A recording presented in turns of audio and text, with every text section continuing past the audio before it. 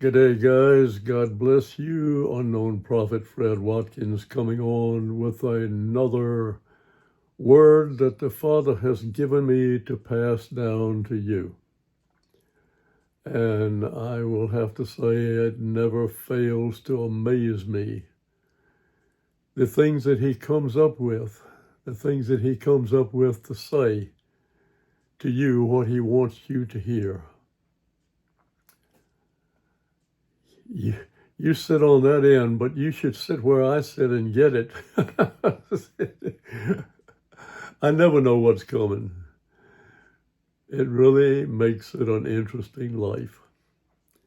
Anyway, before I get into the word, remember that next Thursday on the live, we will be taking communion together and we will have a Q&A. And we will be praying for those who need prayer. So just bear that in mind and don't forget to get your communion supplies if you want to join us. It is a precious time. This that I'm bringing you today was given me on the 4th of this month. October the 4th, 2025. And I'm bringing it to you on October the 25th, 2025. And I titled it, The Great Spirit Prevails. I had a vision of a native Indian, native to this country of America. And then I heard him say, "Oh, great Spirit."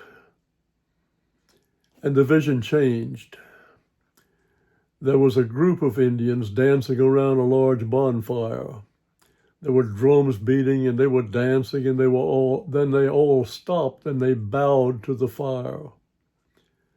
Again, the vision changed and there was a group of Indians that had gone to the top of a mountain or a very high hill, with a top that was fairly clear of trees and brush. And they were gathered there and lifting their hands to the sky in worship.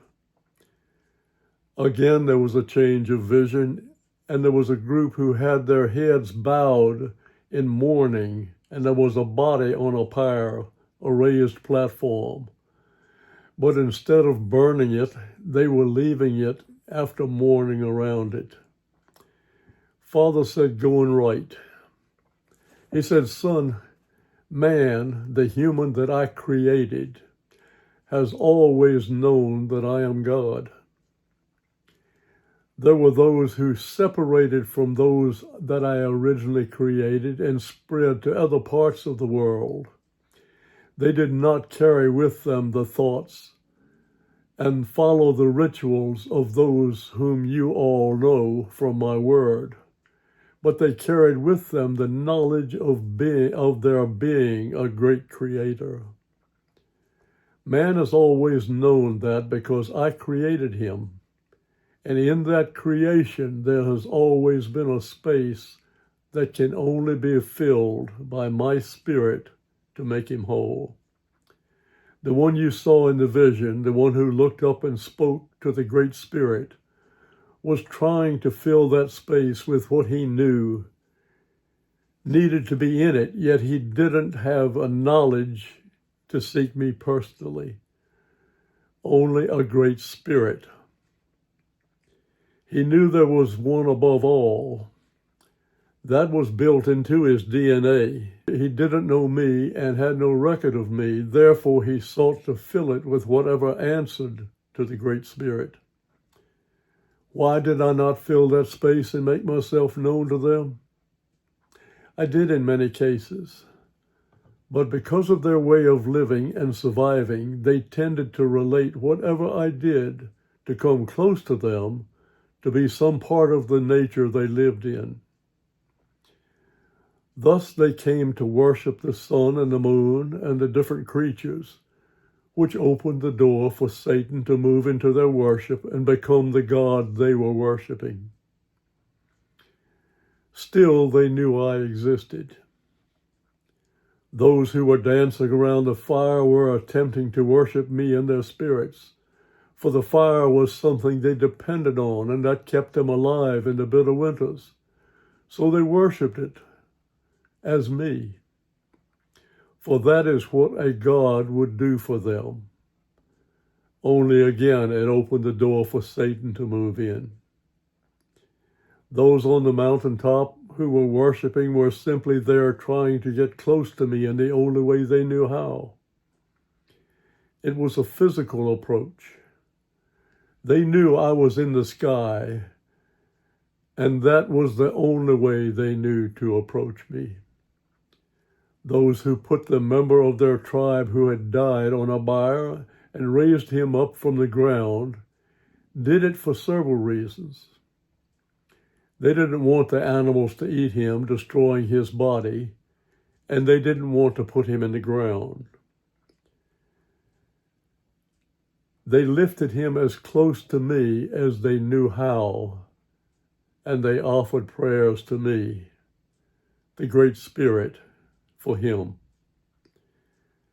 They covered him, protected him, and lifted him up and believed that the Great Spirit would take his body along with his spirit into the great hunting ground, the happy hunting ground. They sent him off to heaven, the great hunting ground, or the happy hunting ground as they knew it. For in their way of life, that would have been heaven. To be able to hunt and to have all they need and to have peace, this was their approach to me. Why am I showing you this? Why am I showing you and my people this? I want all of you to know that even then I was watching over all of my people. Yes, in different ways and circumstances. These Indians, as you call them, didn't know me as you do, but they knew I existed and did their best to come and worship me. They were my people, for I created them.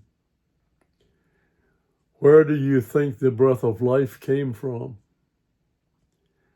As you know, Jesus, my son, is the only way to heaven. What about them? What about before being acknowledged of your faith and called righteous?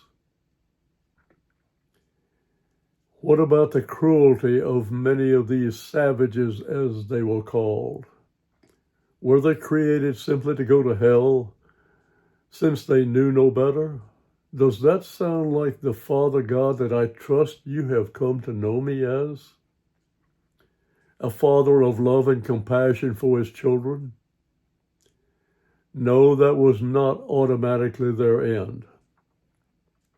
They are those who will be judged by their lives and actions, and I will look at them in light of where and how they had to live to survive. There were many good among the heathen, and that is how I will judge them, even as I do today for those who have never heard of me. Yes, there are those who have never heard of me whom I will bring to heaven.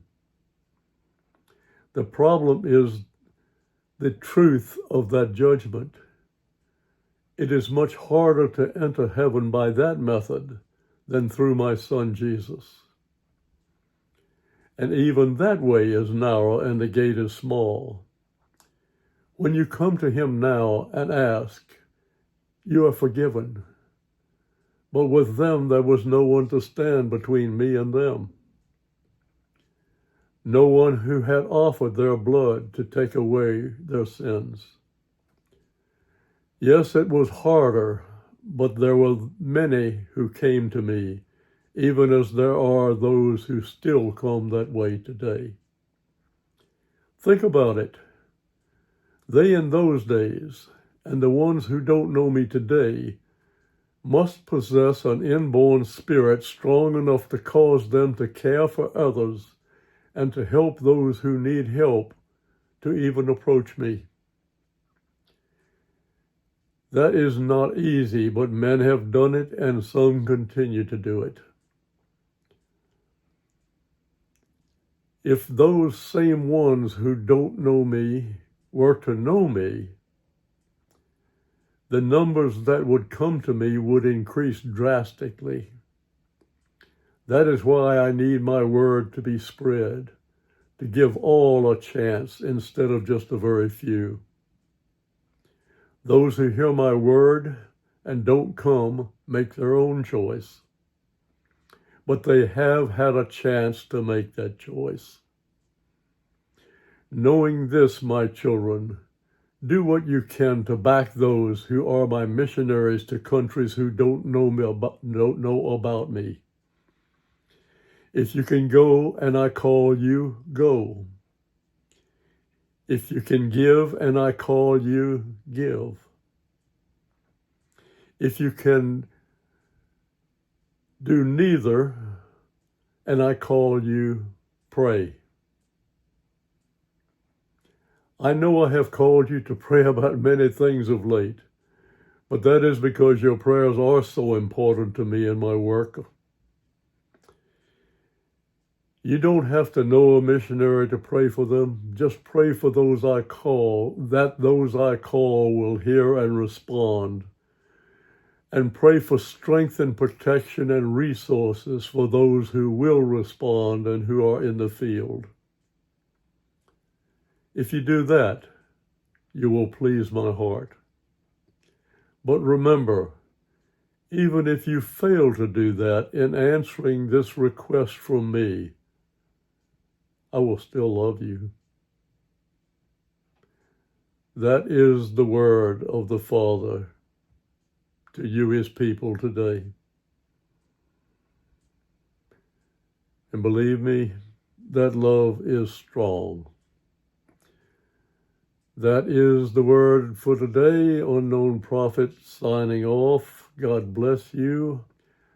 Have a wonderful rest of the weekend, and God willing, I will be speaking to you again on Wednesday, and we will be going live with a program at 6:30 Eastern Standard Time on Thursday.